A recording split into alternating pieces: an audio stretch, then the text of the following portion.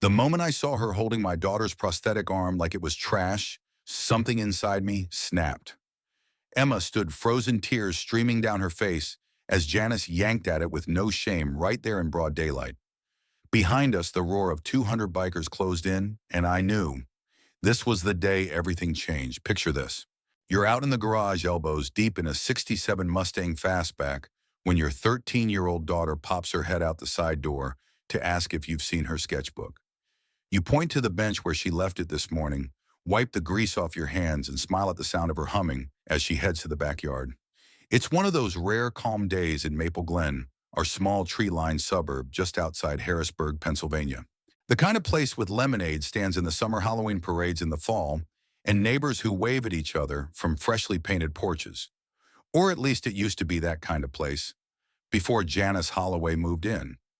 Now I know every neighborhood has that one person, the self-appointed enforcer, the clipboard-carrying, regulation, reciting passive-aggressive hurricane wrapped in linen pants and too much perfume. That's Janice. But Janice isn't just a nuisance. She's a storm that names herself queen and expects you to bow. And believe me, I tried to stay off her radar. My name's Brian Carter. I'm 45 years old, a widower, and I restore classic cars for a living. I like things simple tools where I can find them a cold beer at the end of the day, and a backyard quiet enough for my daughter Emma to read or sketch. Emma's my everything. She's 13 now, going on 30 in terms of wisdom and stubbornness. When she was 7, we lost her mom in a boating accident. Same day we lost part of Emma's left arm. Some freak chain reaction with a snapped toe line. I still remember the hospital lights, her tiny body, and the unshakable strength in her eyes.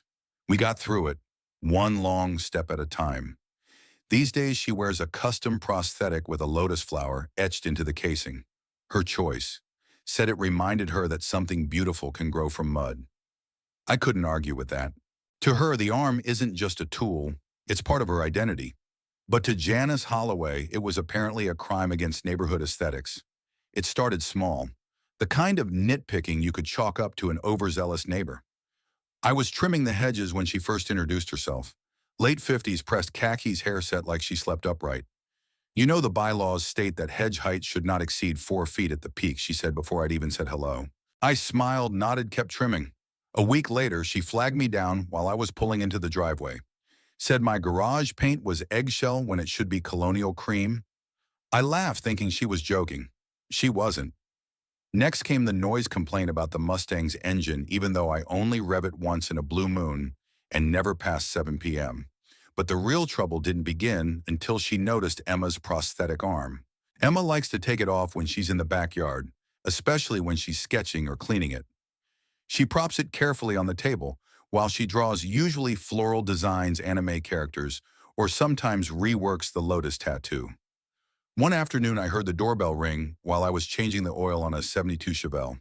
I wiped my hands and opened the front door to find Janice standing there, her nose slightly scrunched like someone had farted in a church pew. "Brian," she said, glancing past me toward the backyard, "we need to talk about that object your daughter leaves lying around." "Excuse me," I asked, stepping outside. "The arm," she said in a hushed voice, as if she were reporting a bomb threat. "It's unsettling. Some of the neighbors have expressed concern. It doesn't exactly contribute to the harmony of our outdoor spaces." I blinked. "That's her prosthetic. It's medical equipment. She takes it off to clean it." Well, Janice sniffed. "Maybe she can clean it somewhere less visible. Children live on this street." "Yeah," I said, keeping my voice even, including mine. I shut the door before I said something I'd regret. I thought that was the end of it. Just another one of Janice's garden variety complaints, but she wasn't done. A few days later, we got a formal letter in the mailbox, Homeowners Association letterhead, and all stating we were being fined $50 for unauthorized lawn ornaments in plain view. I stared at the paper, dumbfounded. A lawn ornament, Emma's prosthetic arm. I was furious. Not just for me, but for Emma. This wasn't about rules anymore. It was about her, my daughter, being made to feel like a problem, like her body didn't belong here. That night I didn't sleep. I sat on the porch with a whiskey and stared at that stupid swan-shaped mailbox across the street, Janice's house. Emma came out around midnight. She sat beside me, barefoot and quiet.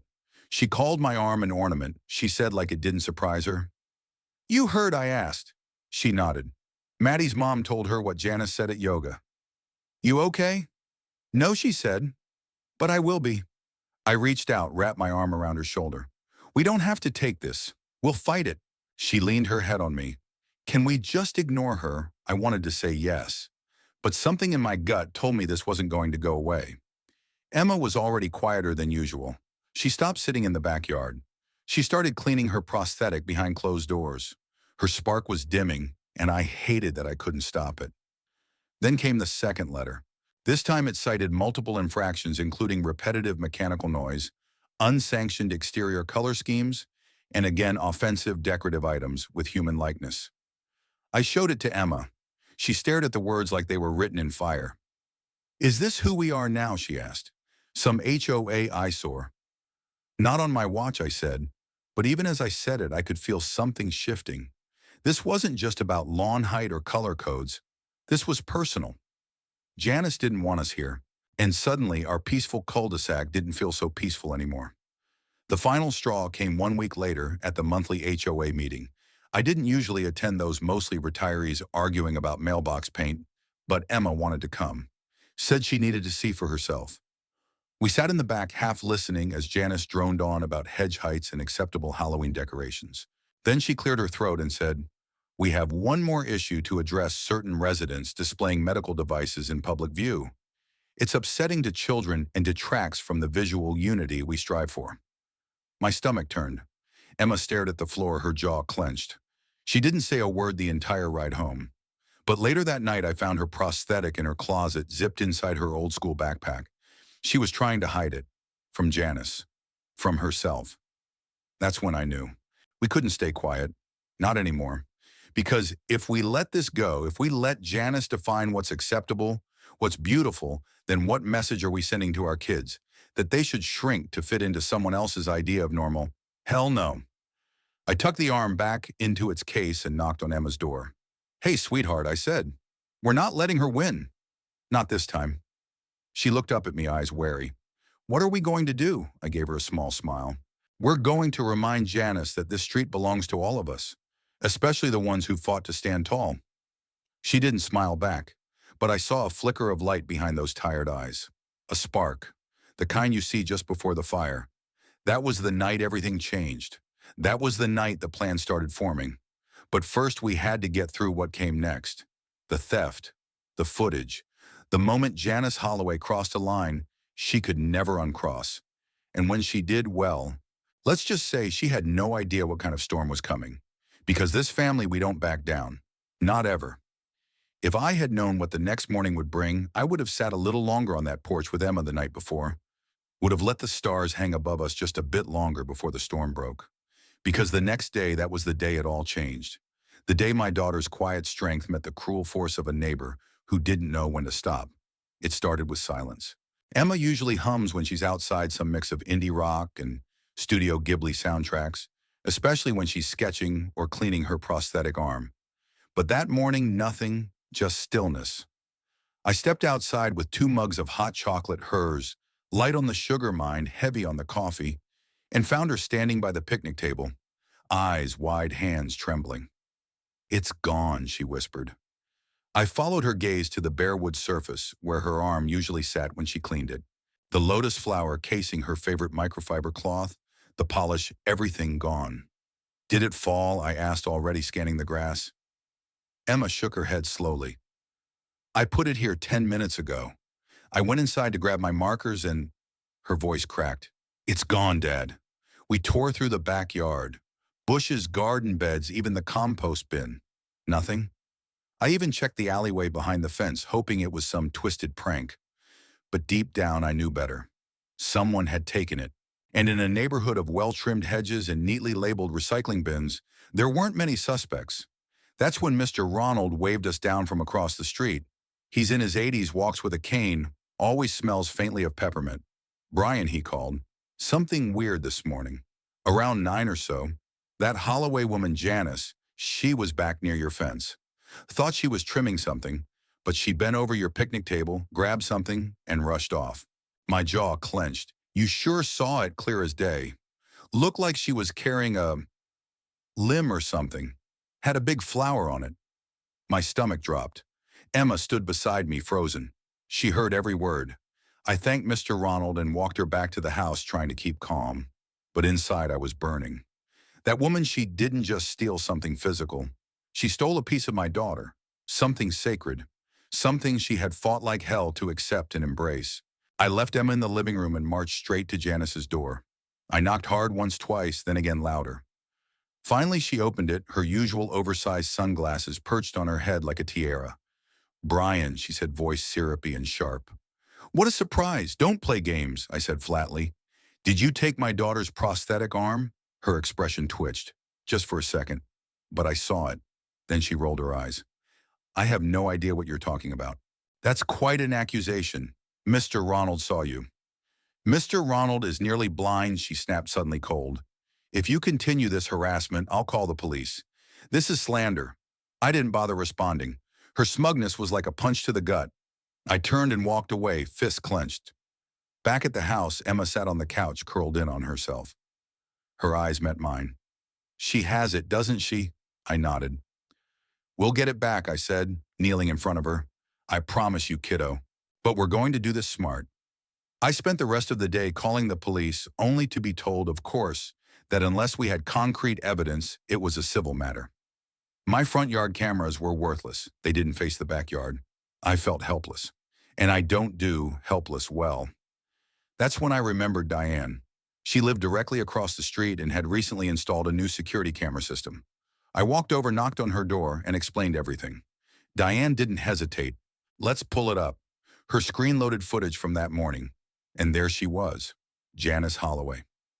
Walking briskly down the sidewalk, something clearly tucked under her arm, a sleek shape unmistakable even with the resolution. The lotus flower on the casing glinted in the morning sun. Diane gasped. She actually did it.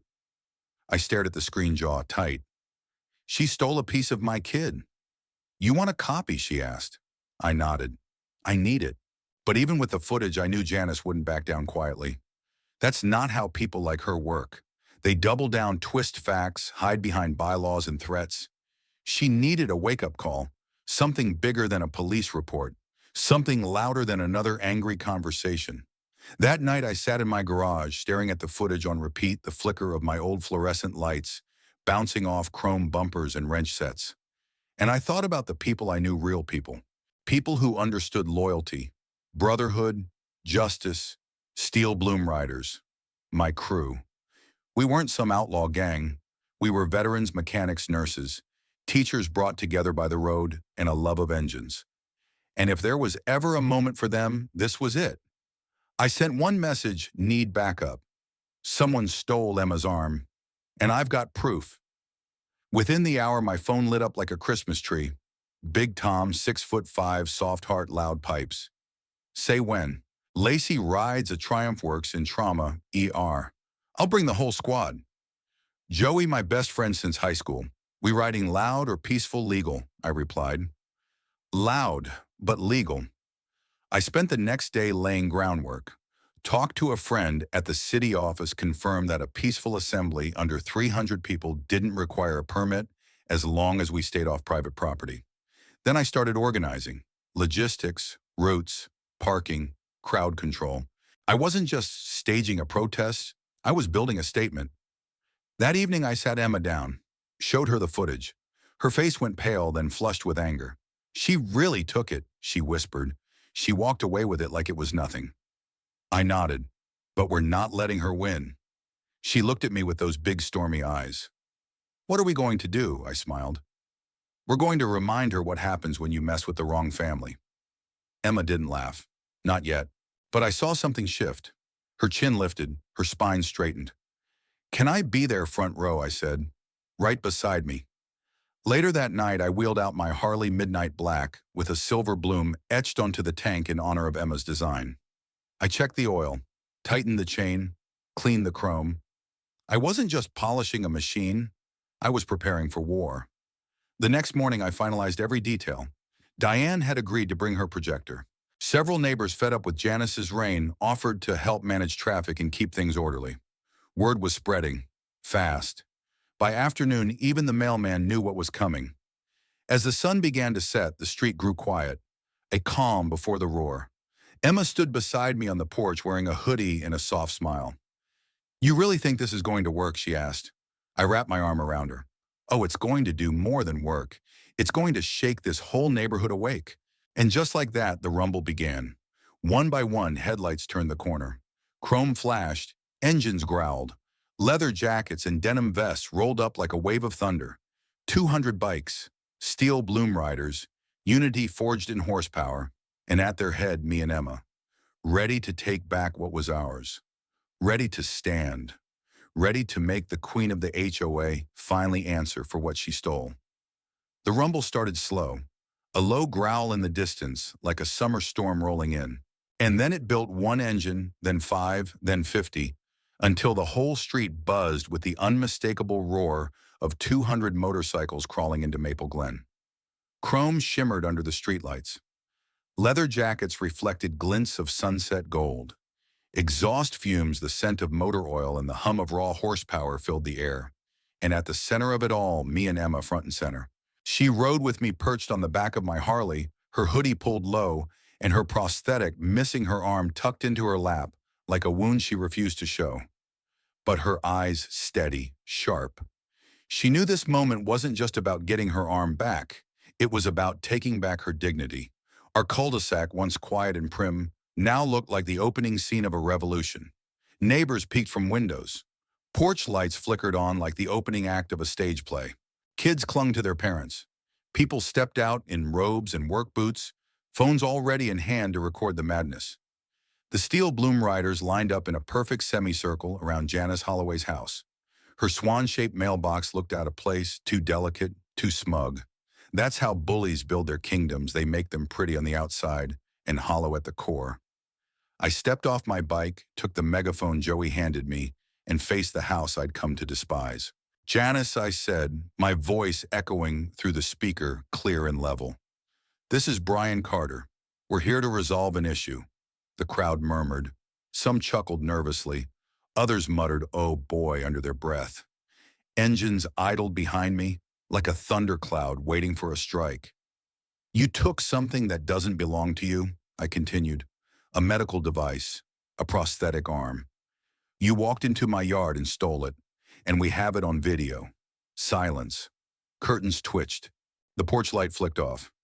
"Janice," I said again, louder this time, "return the arm, or I show the entire neighborhood what kind of person you really are." Still nothing. Big Tom revved his engine, a sharp bark of defiance. It was a signal, not a threat. A reminder that we were many, and we were not backing down. Finally, the front door creaked open. Janice stepped out in a silky robe and slippers, her face a twisted blend of panic and fury. "This is harassment," she shrieked. "You're disturbing the peace. You disturbed a child's peace the moment you humiliated her." I snapped back, still calm but firm. I turned to Diane, standing at the ready with her laptop and a portable projector aimed at Janice's garage door. "Roll it," I said. The screen flickered to life, and there it was, the footage. Janice caught in the grainy glow of the morning sun, sneaking into our backyard, scooping up Emma's prosthetic arm like it was garbage, and strutting off like she'd won something. Gasps rippled through the crowd. Someone muttered, "Unbelievable." A woman on the sidewalk clapped a hand over her mouth. One man said, "That's theft." Another yelled, "Shame on you." Janice's mouth opened, but no words came. Her face turned red, then white, then red again. I lowered the megaphone and stepped forward, my voice plain and steady. "This isn't a HOA issue anymore. This is theft. This is cruelty. You bullied a 13-year-old girl. You mocked her disability. And now, thanks to that video, everyone here knows it." The projector still glowed behind me. Emma stepped forward beside me, and the crowd parted to let her through. She didn't say anything at first, just stood tall in the fading light, chin-high sleeve folded where her prosthetic should have been. Then she said, clear as a bell, "That arm isn't just a thing, it's part of me. You didn't just steal from me, Janice. You tried to make me feel ashamed of something I fought hard to be proud of." Janice flinched like the words hit her harder than any engine roar could. The crowd erupted. Cheers, applause, whistles. Big Tom shouted, "Tell her, girl." Janice stammered, It was a mistake. I thought it was trash." It was left outside like clutter. How was I supposed to know it has a lotus tattoo, Emma snapped, and my name engraved on the inside? You knew exactly what it was. More gasps. A few people booed. Someone yelled, "Step down." I raised the megaphone again. You've terrorized this neighborhood long enough. We're not just here for the arm. We're here to tell you your time is up. This HOA deserves leadership, not a tyrant with a tape measure. Murmurs of agreement swept through the crowd. I turned to Diane. Are you still calling that emergency HOA vote already posted? She said, holding up her phone. Tomorrow at noon. We'll see how many votes Janice gets then. This is illegal, Janice shouted, desperate now. You're inciting a mob. I'll call the police. Please do, I replied. We have footage, witnesses, and legal assembly on public property. Go ahead, call them. For a long moment, Janice stood frozen. Then with a dramatic huff, she vanished inside her house and slammed the door. A minute later, the door creaked open again, and she threw something onto the lawn. Emma's arm. It landed in the grass, spinning slightly before coming to a rest, with the lotus flower glinting in the glow of headlights. Emma ran forward, picked it up, cradled it, like something sacred. She looked up at me and smiled through tears. Got it. You sure did, kid, I said. The rally didn't end right away. It turned into something more. Someone rolled out a speaker and started playing Leonard Skinner. Someone else brought out a cooler of sodas. The crowd stayed mingled, talked about what just happened. Emma was swarmed with support kids her age who had stayed silent before parents, who apologized for not speaking up sooner, and every biker in the crew who lined up to high-five her like she just won a championship game. And maybe she had. Maybe this was her championship. A moment she'd carry with her for life. A moment that said, I stood up. I took my voice back. I didn't let someone steal my story. 1 week later, Janice put her house up for sale. Word was she moved to Florida. Diane was elected HOA president by a landslide. And just like that, our neighborhood felt like ours again. There were no more passive-aggressive letters, no more measuring sticks or color charts, just porch lights, waving neighbors, and kids laughing in yards again. Emma started spending time outside again. She sketched more, sat under the old oak in the backyard with her tablet and music, and the arm that now seemed to shine even brighter in the sun. She even added a new detail to it, a small steel bloom right beneath the lotus, a tribute to the people who showed up for her. And me, I kept building cars, kept polishing chrome, kept telling anyone who asked that sometimes justice doesn't come with a gavel. Sometimes it rolls up on 2 wheels full throttle, carrying a message louder than any rulebook. You don't mess with family. Not mine. Not ever. At its heart, this story wasn't just about a stolen prosthetic arm. It was about standing up for what's right when someone in power abuses that power. It was about a young girl learning that her strength, her identity, and her dignity are not up for debate. And it was about a father who refused to stay silent when his daughter was targeted simply for being different. Emma's prosthetic arm wasn't unsightly. It was a symbol of resilience, of growth, of turning pain into purpose. And when someone tried to shame her for it, the community had a choice to stay silent or to show up. The lesson here is simple but powerful. Never let anyone make you feel small for being who you are. Whether it's a physical difference, your culture, your beliefs, or your background, no one has the right to diminish your light. But here's the other side of it. When you see someone being mistreated, don't just watch. Stand up, speak out, show up. Sometimes it doesn't take a protest of 200 bikers. It just takes one voice saying, that's not okay. One act of solidarity, one neighbor willing to hit record or vote no more. And to all the parents out there, remember that your kids are always watching. They learn how to respond to injustice, not just from what you say, but from what you do. And to every child or teen who has ever felt different, remember this. Your uniqueness is not something to hide. It's something to be proud of. Thank you for listening to today's story. If it moved you, if it made you think, or even if it just reminded you of something you've seen in your own neighborhood, we're glad you're here. This channel is built to tell stories that shine a light on everyday injustice, and more importantly, on the people who push back with heart, with courage, and with community. Here at Us, Justice Stories. We believe that doing the right thing isn't always easy, but it's always worth it. Whether you're a parent like Brian, a fighter like Emma, or a quiet supporter like Diane, your role matters. You matter. If this story resonated with you, we'd love for you to share your thoughts in the comments. Have you ever stood up to someone who tried to abuse power? Have you seen your community rally behind someone who was mistreated? Let us know. And as always, thank you for being part of this growing family. Hit that like button, subscribe if you haven't already, and stay tuned for the next story, because the fight for justice doesn't stop here, and neither do we.